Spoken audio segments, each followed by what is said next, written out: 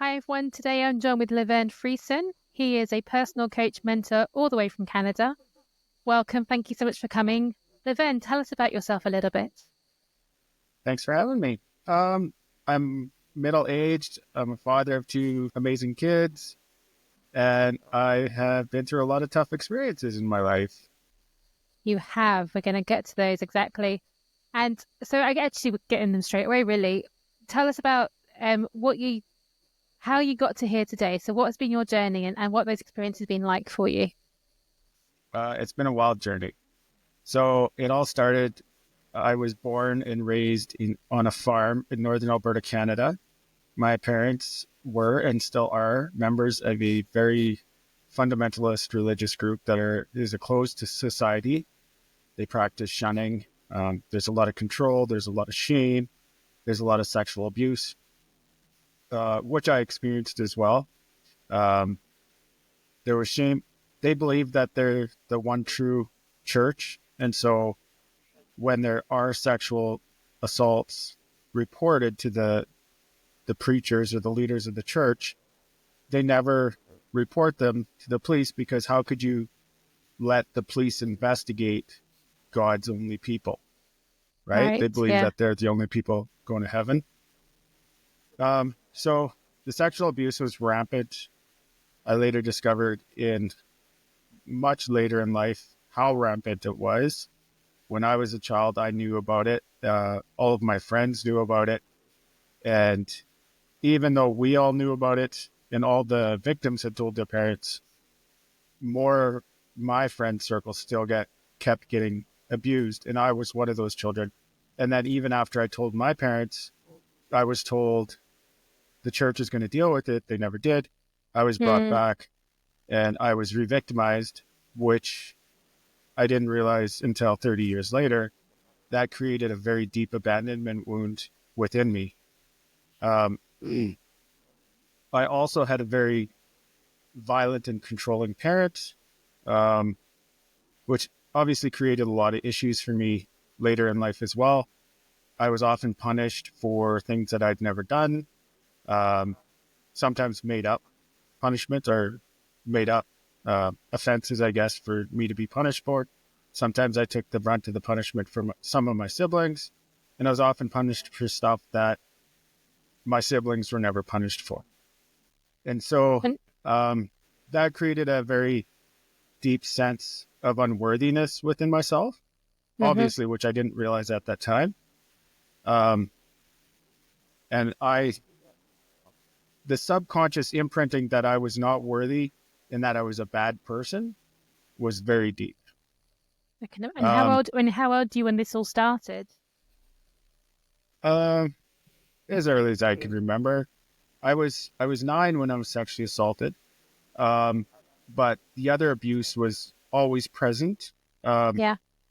my mom made me dress in leotards for which maybe is common for some boys to wear leotards in some situations, but not in the circle that I grew up. And I was wearing leotards at a very young age. And looking back at that I remember other parents questioning her about why I Right. was.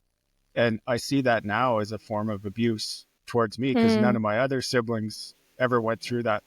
And I have 8 siblings. And so I was the only boy that wore leotards. And there was other things.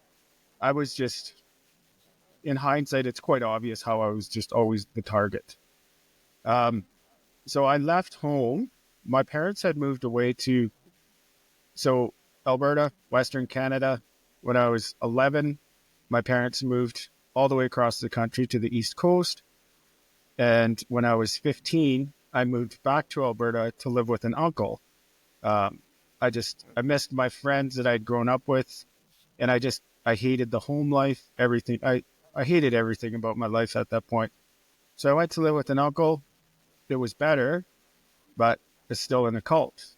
And so when I was 16, my brother had left and had moved back to that area, my older brother. And so I moved in with him. I just packed up all my stuff and moved into his house. Didn't tell anyone, left a note. So I'm sure they were quite shocked by it all. I stayed in the area for about another year. Then I moved to a large city to live with an aunt that had never been a part of that church. Um, my mom had been raised in a split family. And so Hmm. half of them, or a couple of them, had joined the church, and a couple had taken a close look and said, not for me, Well done, which, them. yeah, yeah, good for them. Um, so I had always wanted to help people as a child. I, I had wanted to be a police officer, but I'd been told that I couldn't be a police officer because you had to use violence or you might have to use violence. And they didn't believe in that, even if it was to protect someone else. So at 19, I started working hospital security because I wanted to decide if I wanted to go into law enforcement or be a paramedic. And I didn't want to be a paramedic. I didn't want to deal with people that were dying. And so I worked towards a career in law enforcement. In 27, I was successful. And I did a short stint doing courthouse security and transporting prisoners. And then I got into highway patrol and I started having a lot of fun. I was working in a small city and I joined the volunteer fire department there. And I was having the time of my life. And at that time, I thought it was because I wanted to I wanted to be involved in the action and I Hmm. wanted to help people. But what I didn't realize was my childhood conditioning of my worthiness and being a bad person. I was trying to validate myself by helping everybody else. And I didn't realize that at the time. And I was burning my candle at both ends. And of course, when you have that childhood trauma and then you start piling all this other stuff on top of it, it's only a matter of time um, that something's going to happen. And I was about to have, or I would have a mental health crisis. Mm. During that time, I met my now ex-wife. We got engaged and I was starting to burn out. And or at least that's what I thought it was. I was burning out because I couldn't get a transfer from that small city and I wanted to go to a bigger center. And an old acquaintance of mine had phoned me and said, "Hey, I got this job opportunity. You can be a contractor. You can work in Northern Canada, make a lot of money." And while on the phone with him, I said, "Sure, I'm going to do it." And he goes, "Well, don't you have to think about this?" And I'm like, "No, no, I'm good. I'm going." So in hindsight, I could have thought it out, but whatever. Everything happens for a reason, right? Right, absolutely. So I went and did that. And when I left to do it, we got pregnant shortly afterwards. And so as long as I would work away for 2 to 3 weeks at a time or more, sometimes I was working a lot of hours because when you're a contractor, you're at the beck and call. And it was all fine. Everything was good. And then our daughter was born. And suddenly I didn't want to be away from home anymore. It became a lot harder. And she's daddy's girl, always has been. And it became hard for me, but I didn't want to go back to law enforcement. But after about 2 years of it, we were pregnant again with our son. And I promised my wife, my ex-wife, that I would be home every night before we got back or before he was born. And so I found a law enforcement job in a city near where I grew up. And I had sworn that I would never come back. And a big part of that was the people I grew up with lived near there. And I never wanted to deal with them. I didn't want to see them or anything. Sure.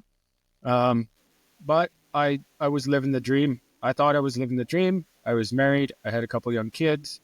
We had a nice house in a new neighborhood. I had a great job and I was in the best shape of my life and I was living the dream, or the dream that society tells us that we have to live. Right.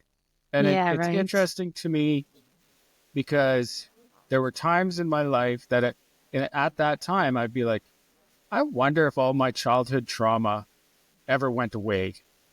Like, have I really done enough with it? Because I had heard stories, I'd heard podcast interviews of people that talked about when they hit 40 or whatever, that this childhood trauma comes back. And I had forgiven the guy that sexually abused me.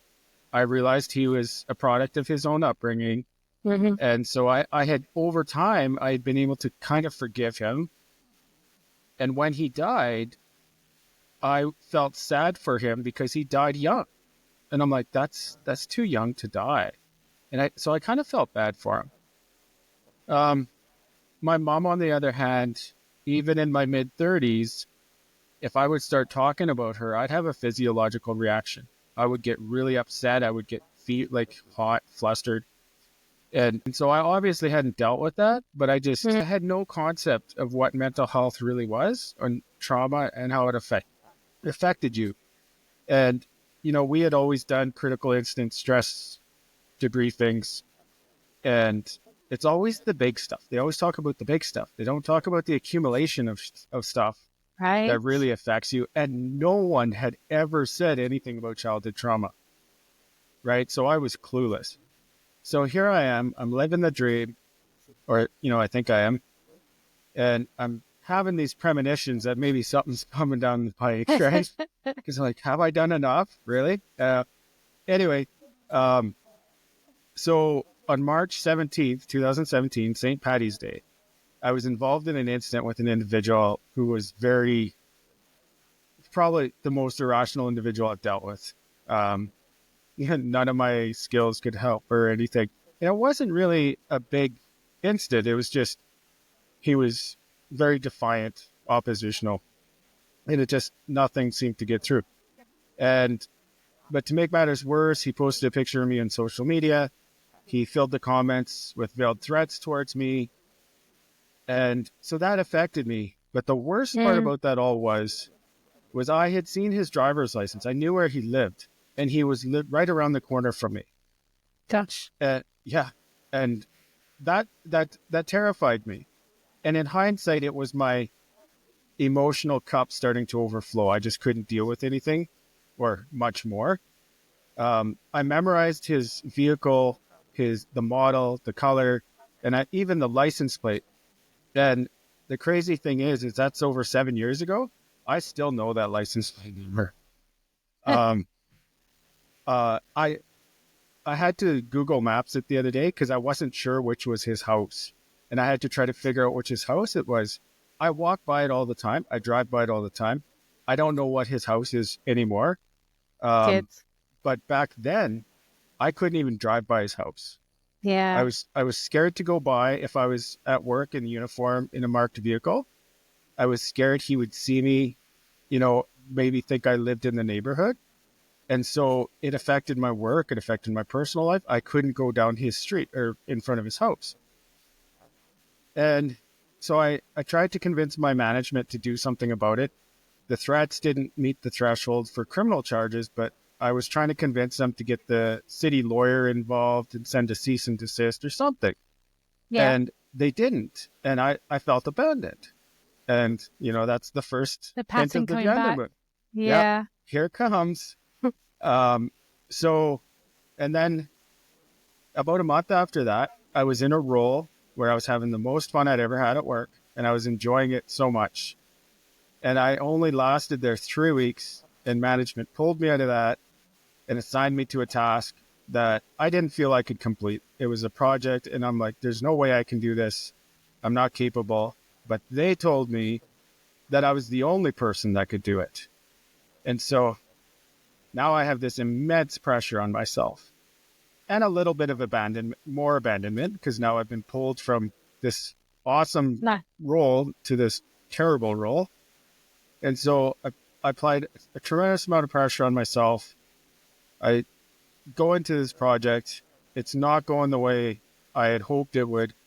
And it's the summer months now. So every time I go back to my managers that can give me advice or guidance, they're not there.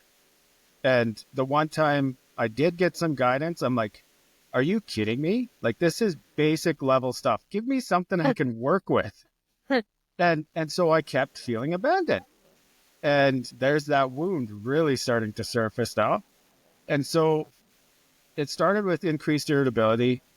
Then I started getting angry all the time. And then eventually I started having bouts of rage.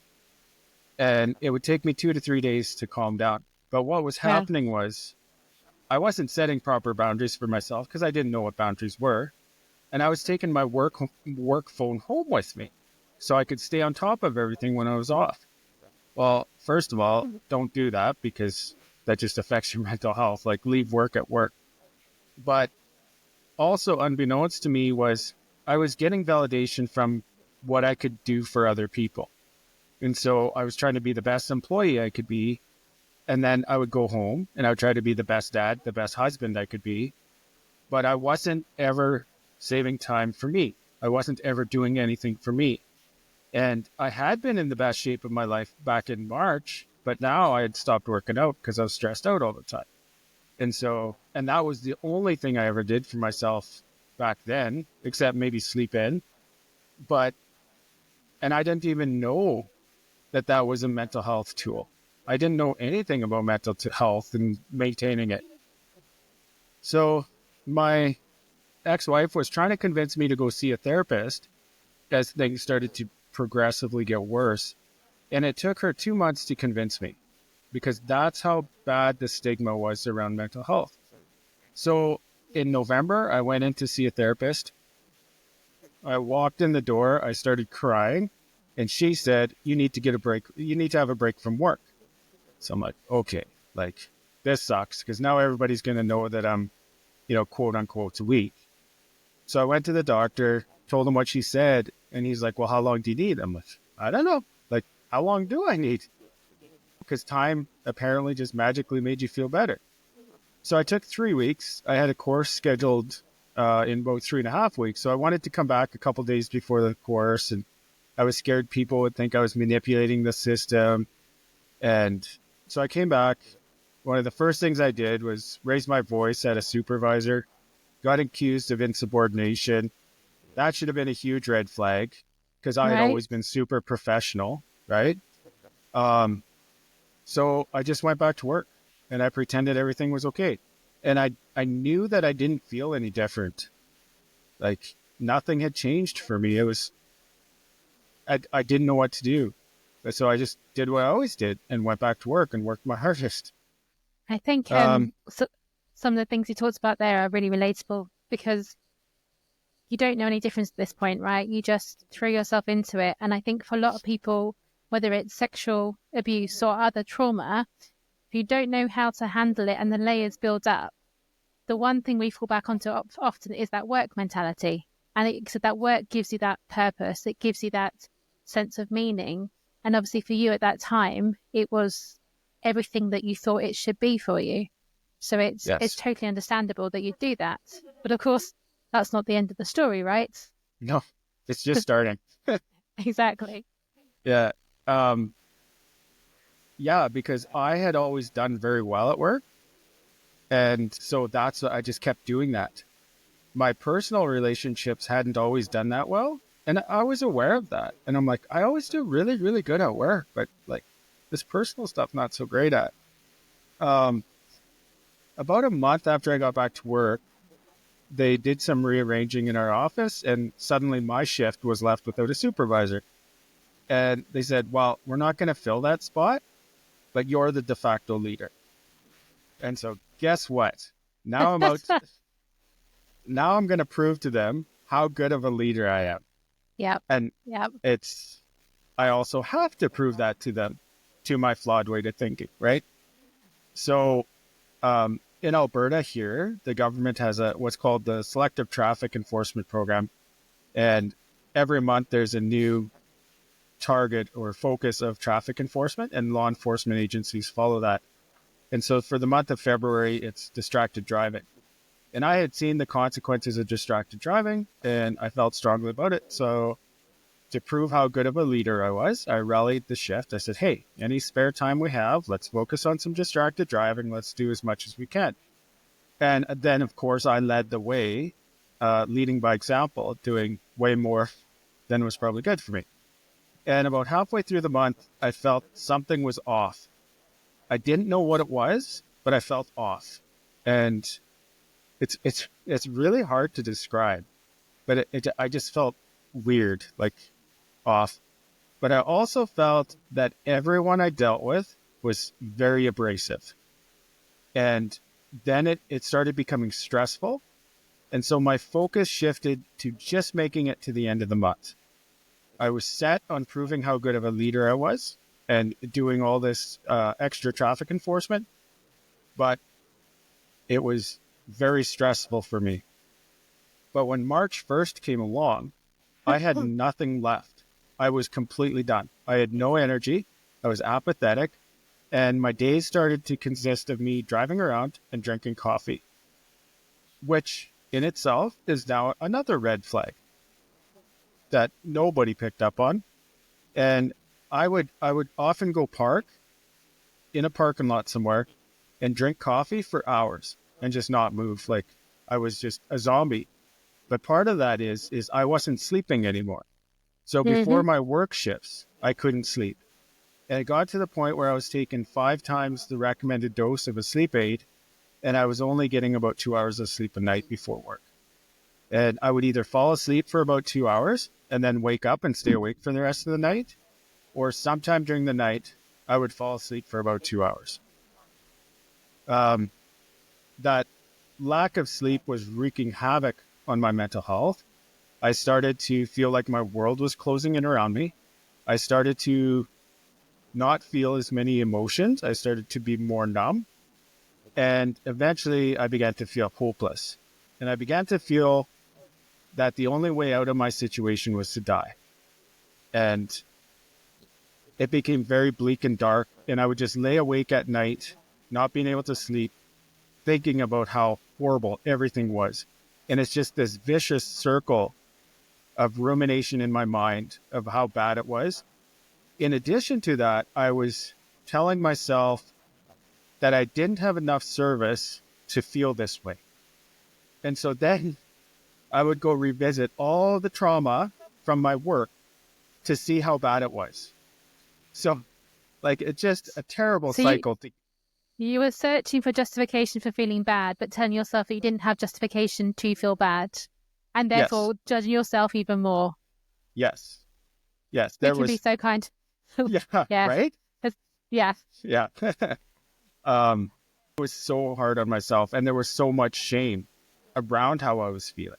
I was lying to myself about how bad it was. I was stigmatizing it, and I was terrified to speak up.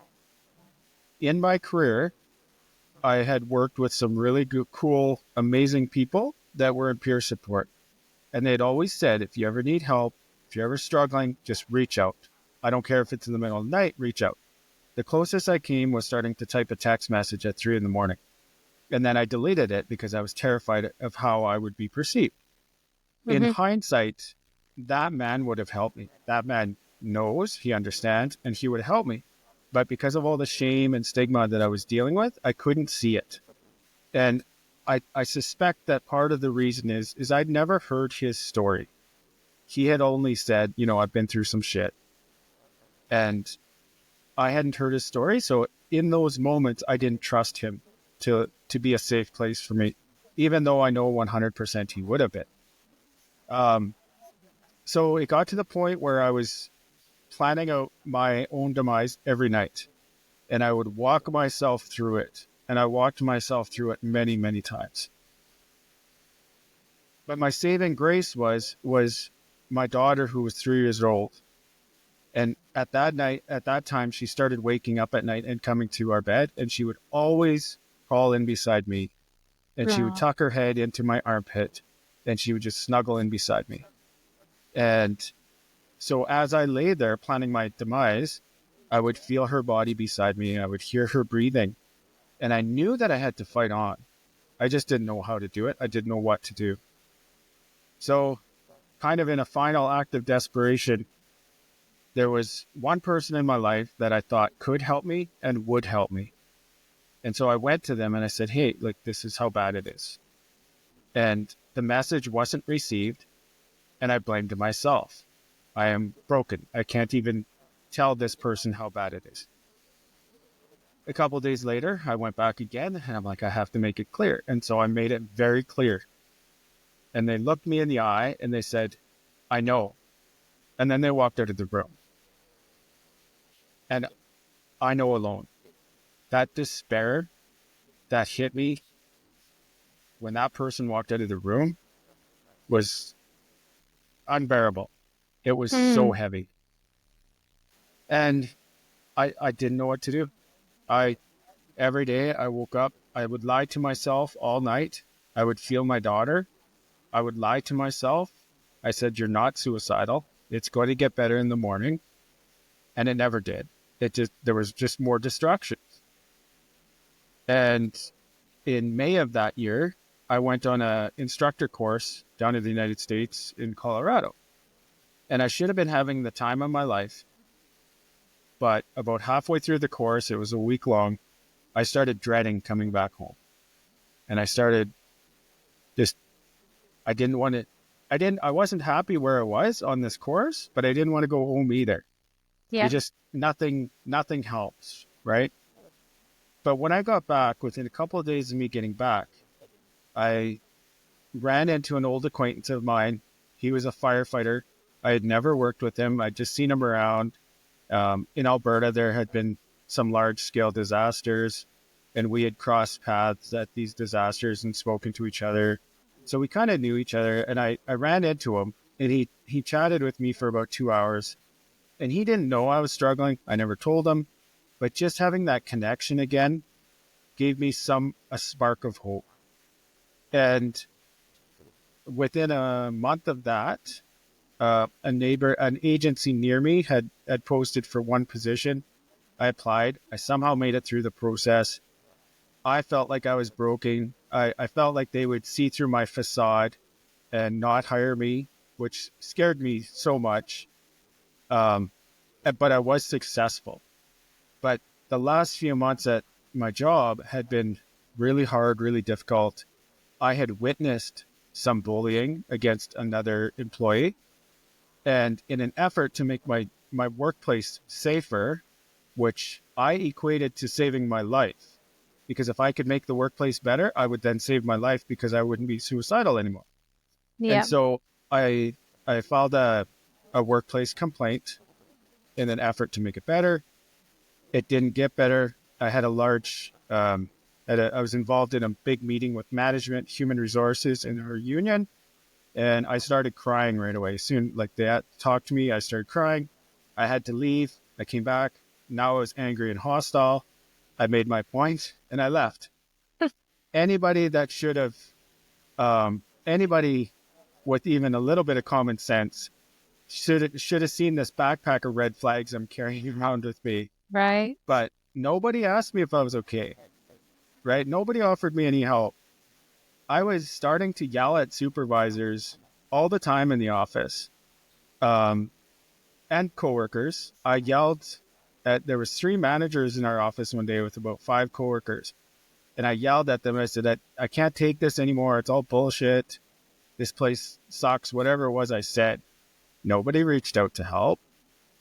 And for whatever reason, you know, whether they're scared of what I might say, but nobody ever reached out. But all I'm doing is I'm screaming for help. I want somebody to help me. So when I left, I give my notice and I'm leaving. My manager comes up to me and he says, "We've just kind of left you alone." Like that's how he started the conversation. Yes, I Like know. Thank you. yeah, That's part of the problem. yeah. Like literally the worst thing you could have done is you're now admitting to it. Like, would he have come to my funeral and said that? Right? Like, wouldn't that make just a great inscription on a gravestone? We just kind Like, of left you alone. And right? and now look how, yeah, I mean that's just shocking. I mean it's funny, but it's also not funny because it's horrendous that anyone has to go through that, Yeah. right? Yeah. When he said that to me, I was stunned. I had nothing to say. I was torn between like wanting to choke him out or like just walking away. Like I was stuck between rinse and spin. Like I didn't know what to do. Like I was so flabbergasted. But that's kind of the mentalities in law enforcement and first Hmm. responder worlds. And there's this mix of big egos and stigma, and it's a tough place, right? And men in general have a hard go. So I started my new position. I thought everything was going to be better.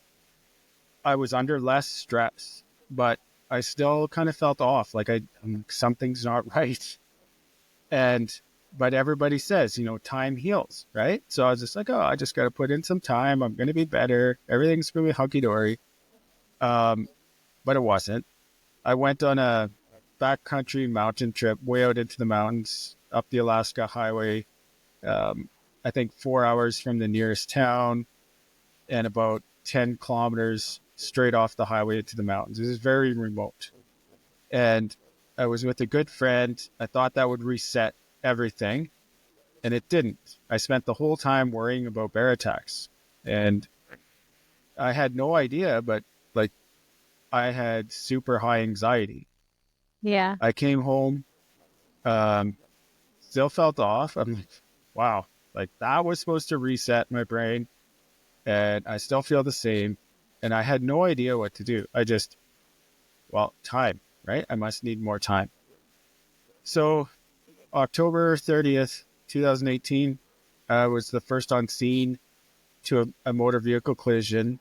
And as I got out of my vehicle, I was approached by a couple with two young children. They were crying. They weren't physically hurt. They were just crying. And as soon as I saw them, I got a lump in my throat. I couldn't talk. My mind started racing. Um, and I was just like in panic mode. I mumbled something to them. I have no idea what I said. And I went off to check on everybody else in the collision. There was 3 vehicles in the collision, and I only saw the third one when I walked up to it. So obviously I was experiencing tunnel vision as well.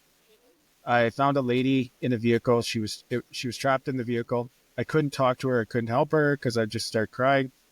There was a girl in the back seat close to my daughter's age, and I wanted to help her so badly just to comfort her, and I couldn't.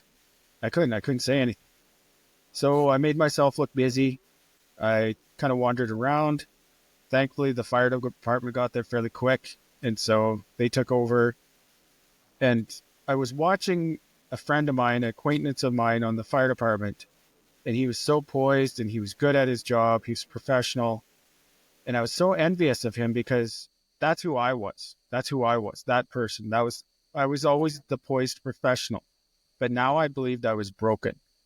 And so after that shift, I found a psychologist that specialized in trauma with a client base of first responders, and I booked my appointment with her.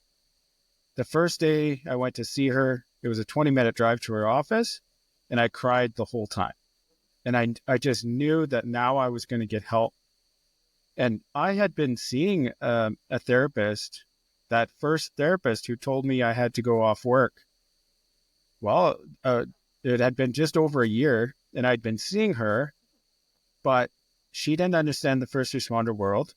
I was Mm-hmm. lying to myself and self-stigmatizing. So she couldn't help me even if she understood. But she had told me that just find a new workplace and you'll be better. And so when I found the new workplace and I wasn't better, I stopped going to her because I'm like, well, that didn't work. Right. But once, Absolutely. like, also, I had no idea about therapy. What do you do? Like, nobody talked about this stuff. So I see this psychologist. My appointment was for an hour, and I sat and cried in her office for about an hour and a half. And when I look back on it, all I needed, or what I needed the most, was somebody just to hold space for me. And she did that very well. During that session, she reaches over, she puts her hand on my knee, and she says, "You're not alone." And I believed her, it was very comforting, but I didn't quite believe her. I was still dealing with all that shame and all that stigma. About 6 months after I started therapy, though, I ran into a retired police officer that I knew. I didn't know him well, but we were acquaintances. And as soon as he saw me, he left the conversation he was in, and he came over and he said, "We got to talk." And he took me to this side room, and he asked me what was going on. And I'm still struggling with stigma, so I just feigned ignorance. What do you mean? Right? Even though the flags were all there. And then that's when he told me, he said, "Listen, I have PTSD. I know something's going on. And then he told me his story. And just knowing that somebody was trying to help me because they had been through it themselves, that was the golden hug from the universe. That was when I knew that I was going to be okay. I knew that I had a journey ahead of me, but I knew I was going to be okay. And the power of that peer support can't be understated. A couple of years after that, I worked with a guy who had been an alcoholic and had been suffering while on the job. And the signs were all there and nobody said a thing. And then somebody, a guy from a different shift, heard people talking about him and saw the signs and went and got him help. Because people that have been through it understand. 100%, yeah. And that's why I believe we have a responsibility, at least to tell our stories. It's a big part of why I tell my story. I embraced, sorry, go ahead. No, go on. I embraced therapy. I learned a lot about myself. We did EMDR therapy, which for your listeners is eye movement, desensitization, reprocessing, basically reprogramming traumatic injuries. During this It's really first good for session, PTSD. it's amazing for trauma. Yeah. Yeah. She asked me what was bothering me, and I told her. And so she asked me to feel that sensation in my body when I thought about it. And I felt that sensation. And surprisingly to me, it was actually a sensation I'd felt multiple times in my life. But she asked me to remember the time I felt it the first time. And I was transported back 30 years to when I was 9 years old, to when I was sexually assaulted the second time. And I received that very deep abandonment wound. And in hindsight and in my healing journey since then, being able to be comfortable and feel feelings in your body and then trace them back is just a gift for healing. So I'm back 30 years to when I was 9 years old. We do the whole session. And then she asked me at the end of the session, she says, tell me something good that happened out of that. And in the moment, I didn't think about how ridiculous that answer seemed to me, or the question, right? Like, we're talking, but in Like the moment, how can abuse have a good thing to it? right? That didn't even cross my mind because the answer was there instantly. And I am a better dad because of it. And I am. And when I was 39, the most important thing to me in my life was to be a better dad, or a good dad, or a great dad. Now, my priority has changed to becoming the best person I can be, the best healed part of me I can be, because that will then trickle down to me being a great parent or a better parent. But that lesson, it was so profound to me. It literally changed my whole life. Because if I can take the worst thing that's ever happened to me and find gratitude for it, I can take anything that happens to me and find gratitude for it. And so literally, for me, there is literally a silver lining behind every cloud. Because if I could change that, I can change everything. Now, I'm not inviting the universe to tempt me or test me, because I'm okay. You've had enough of that already. Yeah. Right? I'm good. I want to break for a while. Yeah. But, yeah. So that was very profound for me. A kind of a big part of my story, though, is remember that collision where the catalyst for me to go get help, where I felt I was broken.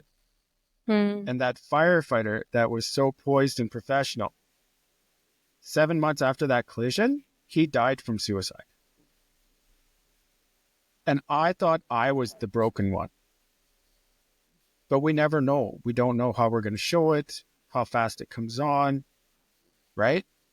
And so Absolutely. To me, that just illustrates the importance of always being nice to each other. Just understanding that that we're all dealing with something. Yeah, And for many of us, there's a wounded inner child that's driving the bus, hidden behind definitely. this adult body that might be responding appropriately or might be a little weird, but it's all signs of what's going on in the background. And so Uh, that's very important for me. it's such an important point to get out there because I know so many cases of the clients I've treated, and even myself, I had nothing on your scale. I had a 6 week bout of depression. And during that time, I kept working, I kept showing up. But every night I'd go home and not sleep and cry. And I won't tell you why. It's not my story. It's not, this isn't about my story. But the point is, people assume with depression and suicide that, you have people sitting at home listless. You have people who are walking around with a big flag going, hey, look at me. But as you said, you had all those flags in different ways, but you still got up. You still did your job. You still kept coming.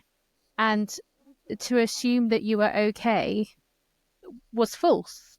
Mm-hmm. And the reality is, I think a lot of people, as you say, are so caught up in their own stuff that they don't see these flags, or they see them, they don't want to engage because actually they Yes. haven't got the energy, they haven't got the space, they haven't got the bit inside that they need.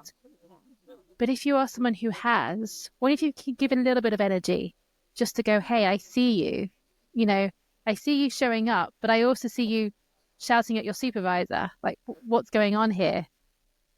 It's Yeah. hard, but actually, it doesn't have to be that hard if that becomes the default way of thinking. Yeah. I agree. And we have to be the person all all the time, or as much as possible, that somebody would be comfortable talking to. Because had I had somebody come approach me and say, how are you doing or what's going on, that has to be somebody I trust, Mm, right? I'm not going to say that just to anybody, right? And so there has to be some authenticity there. Um, a really good friend of mine, actually, during between 2017 and 2021, I knew two people that died from suicide. And so there was the firefighter that died, and he was more of an acquaintance. In January 2019, when I just started seeing a psychologist, I was still going through a very rough time. I still had a lot of anxiety. And a really good friend of mine from when I had been on the fire department died from suicide. And he had been the heartbeat of that fire department, the volunteer fire department. And he had been a really good friend. And we had kind of lost touch with each other. But during about a year earlier, I had been to a funeral back in that town, a fire department funeral. Somebody that had been on the fire department was elderly, died of natural causes. And I had seen him there, and we had caught up and talked. And in hindsight, the signs were all there. I mm, should have I should have seen it. And I want to make it clear, I don't have any regrets because you're only operating with what you have in that moment. absolutely. I was just trying to keep going myself. So, like, my capacity wasn't there to see it with him. But even if I had kind of figured it out, there were other reasons for him to be stressed out. Right. And so I never put two and two together until, 6 months after his death. And then I'm like, oh, boy. Right. But, and that's why it's so important to always be cognizant that everyone is dealing with something. And Yeah, it might be small, it might be big. You really could change someone's life with a smile or a 5 minute conversation. Um, and that 5 minute conversation might be them feeling you out to see if you're a safe place for them to come back later, right? Because yeah, when you're suffering, you're not going to just open up right away necessarily. You, and especially depending on how much shame and stigma you're feeling, it might take you a little bit. And it's so important. It was very important to me when I started coming out, started getting better, that I talk about this. And I had just been through hell, and I didn't think anybody else should go through that. If we could prevent it, we should do it. And so I started, you know, kind of putting myself out there very slowly. And then I posted on social media, and I called it my coming out post. And I told my story. It was like 6 or 7 paragraphs long of how bad it had gotten for me. And within 20 minutes, I got a message from someone I hadn't seen in about 10 years. And he said, it's been really tough for me lately. I've been staying off social media, but I get on today and the first thing I see is your post. And he said, I started reading it, and about halfway through, I started shaking because you're writing my story. And that was the start of it. People started coming out of the woodwork and saying, hey, dude, like, I got diagnosed with something last year too. And all of a sudden it became okay to talk about it, but only one-on-one, because the stigma is still there. These guys are sending me these messages about something I posted, but they don't like the post. They don't comment on it because there's too much stigma. They don't want to be seen like that. But they'll Yeah. send you a private message and tell you how meaningful it is. And that has only snowballed since that day. And I realize how important it is to be this example and show people, listen, it's okay. Like, we're all struggling with something. And I've faced some stigma since then. Not everybody is okay or sees you as a regular, strong person if you've admitted to having mental health. But I know that I'm pretty normal. Right? I'm still well within the spectrum of normal. I was going to say, anyone who says they're actually normal, I don't trust. But within the Yeah, spectrum, I'll accept. yeah. I'm in the spectrum, right? Like, I'm not perfect, but and some days it's a sliding scale. Yeah, isn't it But just? yeah, but like, we all struggle, and Mm. we have to start opening up these conversations and talking about it and breaking down that shame around it, because you're not broken. You're just you're going, especially when you have a lot of trauma, it's a normal reaction to abnormal events. And we have to normalize these discussions. And unfortunately, there's a long journey ahead of us. But Yeah. And you're so right. I mean, as you know, my background is that we're in the military as well. And we see the same problem in that space of, particularly with the way that Afghanistan was left for many of our soldiers. You know, people who died, you sit there going, what was it for? And those who remain go, why wasn't it me? But you don't talk about it publicly because of the stigma. And there's a mental health crisis amongst the military that isn't spoken about, amongst the first line responders like yourselves. But it is important, like, say, when you have a story like yours, to put it out there. Even if people reply in quiet, you've created that space for people to go to. And the other point I really wanted to pull out that you said was about, we were joking about being normal on that spectrum, but actually that is mental health. It's a continuum. It goes up and down. And people think you're either all one or all the other, but it is a journey for all of us. Now, how far one way or the other you go can depend on your life experiences, on the tools that you have to manage the situation. And again, it's really good that you understand that you're not responsible for anybody else, like your friend who died, because at that time you were dealing with what you had and the tools you had at the time. So if you can't look after yourself, you can't look after other people. You're just keeping it together for yourself. But people, I think, oversimplify mental health sometimes. It's all one thing. You're like, you must be sad every day and crying every day, or can't get out of bed every day. It's like, well, no, I've got family. I've got to pay the bills. Some people, that's how they manifest. For other people, they get up and go to work and just try to pretend like everything is okay. So to your point again of just being aware, creating those spaces and holding those spaces with no judgment, no objective other than I am here and I see you, is so yeah, powerful, which is why what you're doing is so powerful.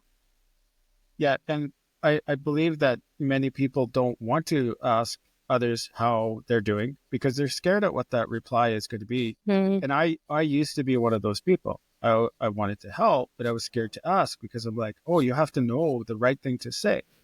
You don't. You just have to hold that space for them. And I have a really good example of that. So going through all of that really changed me. And it really changed how I worked. And I became so much more empathetic and understanding towards everybody I dealt with because you know that there's something else driving those emotions. And one night at work, it was later at night and out in the middle of nowhere. And I stop a guy for speeding, excessive speed. He's flying along. And I'm talking to him at the side of his vehicle and he's getting his documents for me. And I just sense that something's wrong. And so I stopped him and I said, listen, sir, just for a second, I want you to pretend that I'm not in uniform. And from one man to another, are you okay? And he started bawling because he clearly sensed that I was safe. And so he started crying and he explained it to me. I couldn't relate to him. I couldn't relate to those issues. They're very big issues that I had no experience with. But he didn't need me to relate to him. He just needed that safe place. He just wanted to feel heard and understood. And so, I held space for him for a while. I got some resources for him. I told him where he could go to get some help and sent him on his way. And that was the first of several times that had happened after that, because when you're that much more aware, you see it. Like it becomes clear to you all of a sudden. And I started having all these conversations on the side of the road where I'm holding space for people that are having a really crappy day. Right. And all of a sudden, and it only gets worse when they see me, the emergency light comes on. They're like, oh God, now I'm getting a ticket.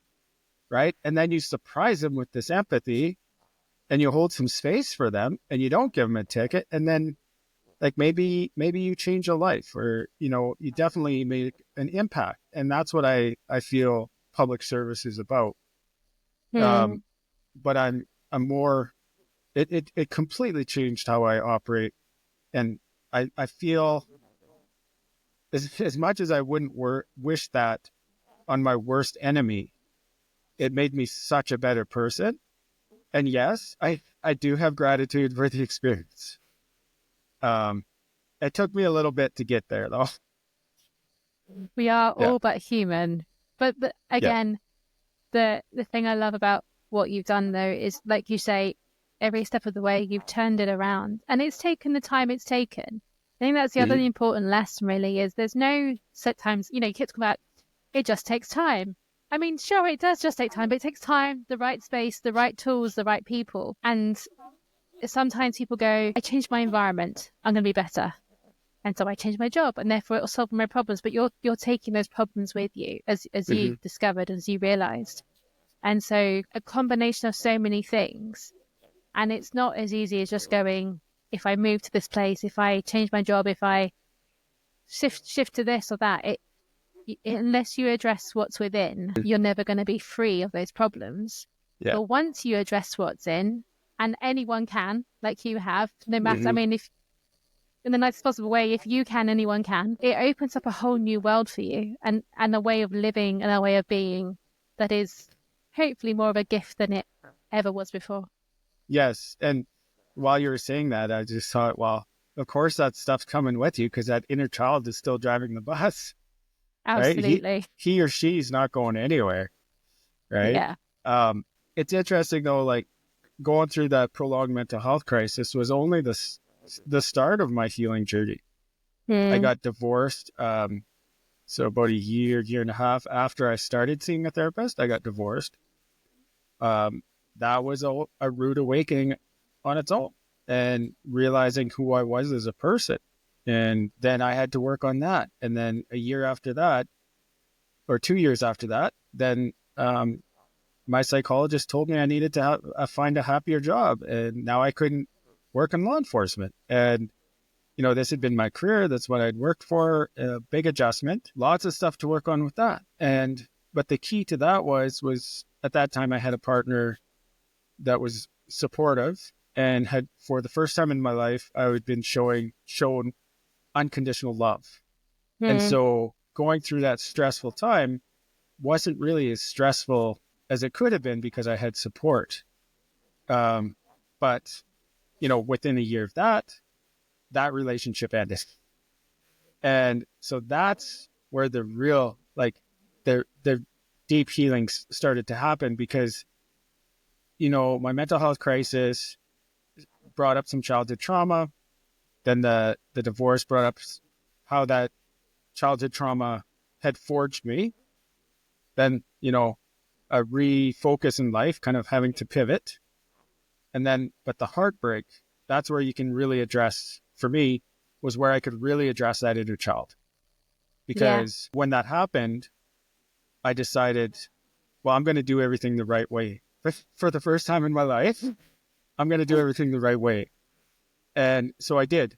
I took all the tools that I'd gained over the last, 5 years, and I started using them consistently. And what happened blew my mind because I started processing my emotions and feeling them. And then at first, I didn't realize I was doing inner child healing, but I was. And I was happy. And I should have been grieving, but I was happy. But then little tidbits of emotions would come up, and I'm like, okay, where's that coming from? So Hmm. I'd journal into it or I'd start thinking about it. I'm like, oh my God, that's from this childhood wound. Right. And I started crying in my journal a lot. The pages are all crinkly because there's been so many tears hitting them. But every time you tap into that inner child pain and you release it, which you're releasing decades of, you know, unexpressed emotion, toxic emotion, you just feel lighter and happier. And so it blew my mind that, within a month of feeling heartbreak, and I had put this relationship on a pedestal because it was the first time I felt unconditional love, unconditional support, safety. And so I had put this on a pedestal, but that's the starting point of all relationships. But it hadn't been in my life. Mm. So, right. And so I thought there was such an amazing relationship, but love is not enough. Right. And I'd never understood that term until now. So I was grieving. I thought I should be really sad, but I wasn't. I was the happiest I'd ever been because I was finally starting to free that inner child. And he was starting to feel acknowledged and seen and heard and comforted. And probably one of the most amazing things that happened is one day in my journal, after about 4 or 5 months of this, I wrote a letter to my inner child, to my young Laverne, and I told him that I loved him. And I started crying. And it was my inner child because he knew that now he was loved unconditionally from a healed, safe place, from Mm. an adult that he trusted, right? And it was just this amazing experience. But it took a lot of work to get there, and It did. a lot of speed bumps. Yeah, yeah. I mean, no one can say that you haven't done the work though, right? And now with the work you do now as a personal growth sort of mentor, how does that take form? What does that look like for you? So what I did was, after several months into my journey after the heartbreak, I started realizing I probably should share this with people. This is important. And I say that because I had thought I was healed. I had thought I was in a healthy place. And, I was in a healthy, like, I guess it's that continuum, right? Like, I'm always trying to be the healthiest I can. I had done a lot of healing, but then I had done more. And I don't think that ever stops. But it had surprised me because I had thought I was pretty healthy. And then I Mm. did so much more. And so I said, I have to share this. And so I created a 12-week program based on, mindset shifts, good habits, everything that I had done to change my life. And I was highly motivated because I had heartbreak. And so I did it really fast, but I spread this out over 12 weeks because you can't just dump that on somebody and expect them to succeed. And then I started coaching it, and it's been amazing. I really enjoy it.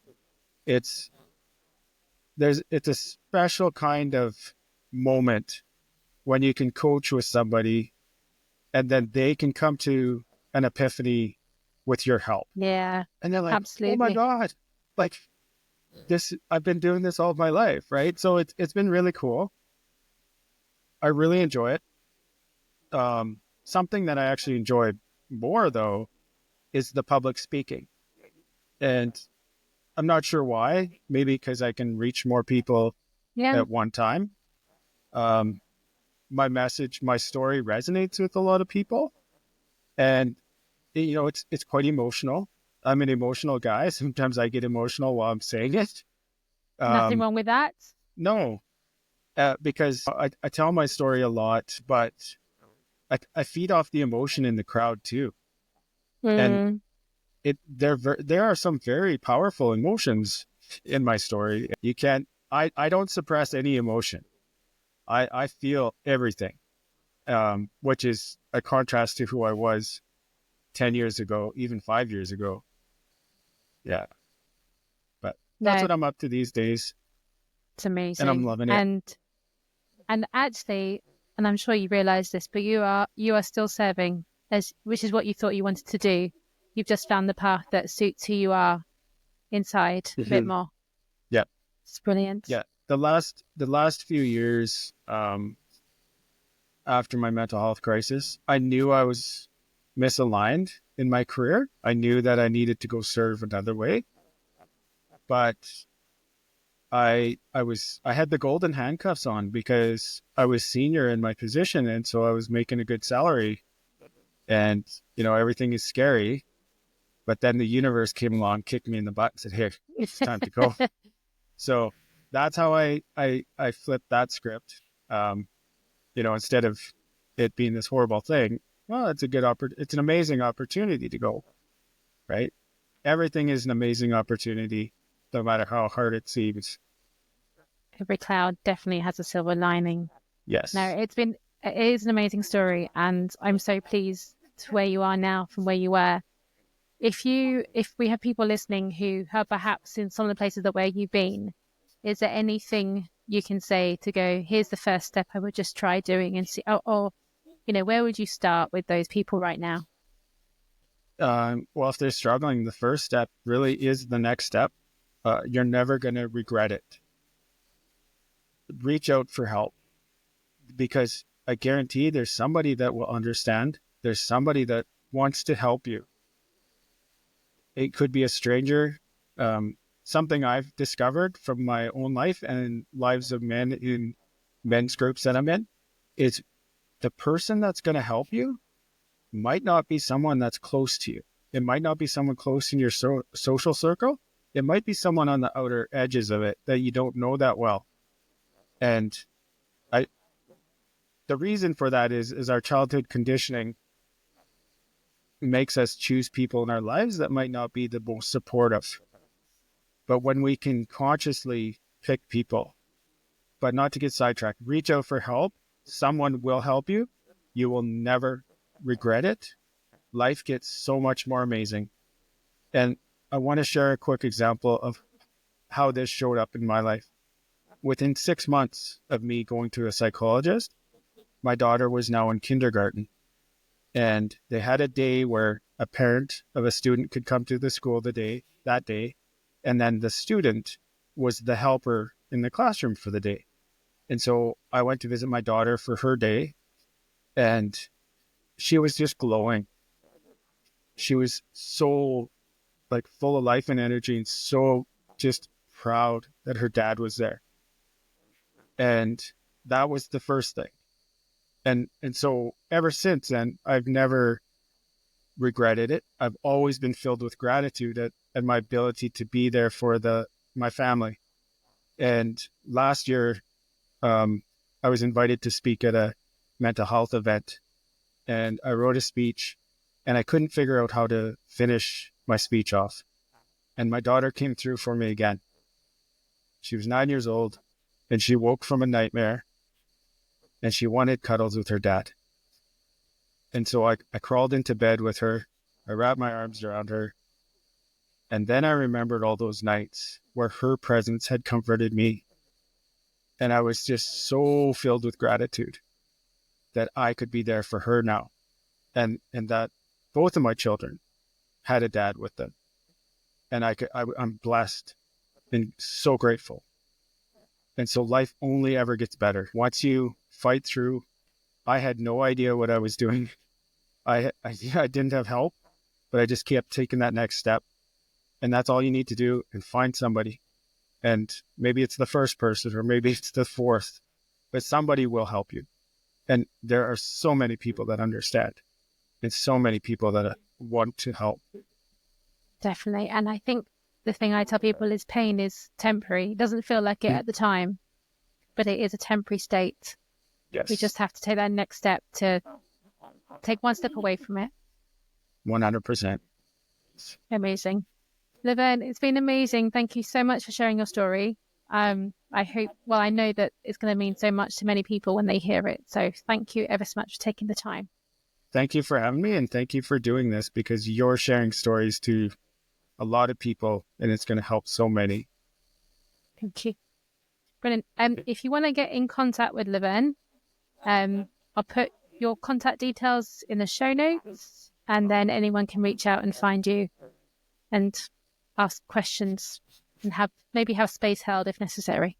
Absolutely. Or just say hi. I like talking. Brilliant.